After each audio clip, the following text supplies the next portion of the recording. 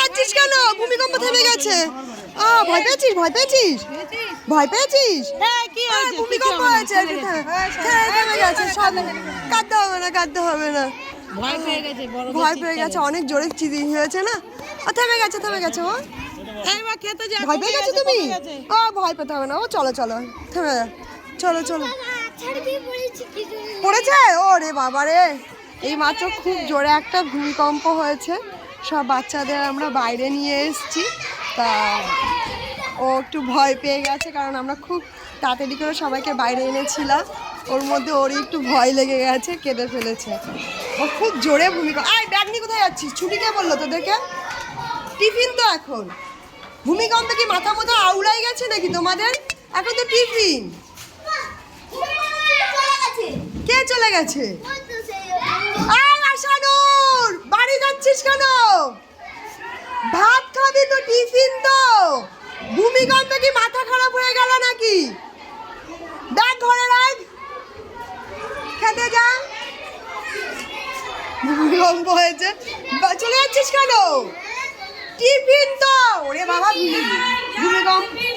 ভূমিকম্প ভালো এফেক্ট করেছে, সব বাড়ি চলে যাচ্ছে। ব্যাগ রাখ। আর ওরা তো পিপিতে পড়ে। পিপি তো, পিপিতে পড়িস। আসানো এসে বাড়ি চলে যাবে। আচ্ছা আচ্ছা,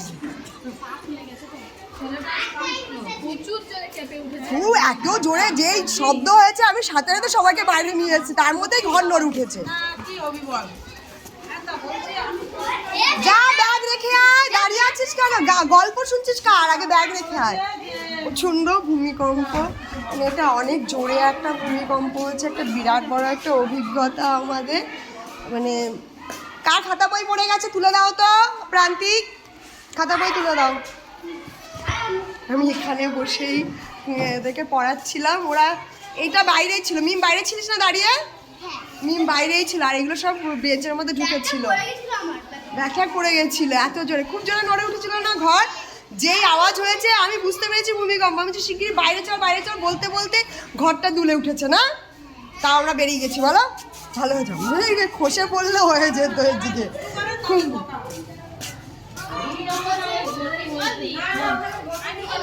কাকে কাকে বকেছে? কাকে কাকে?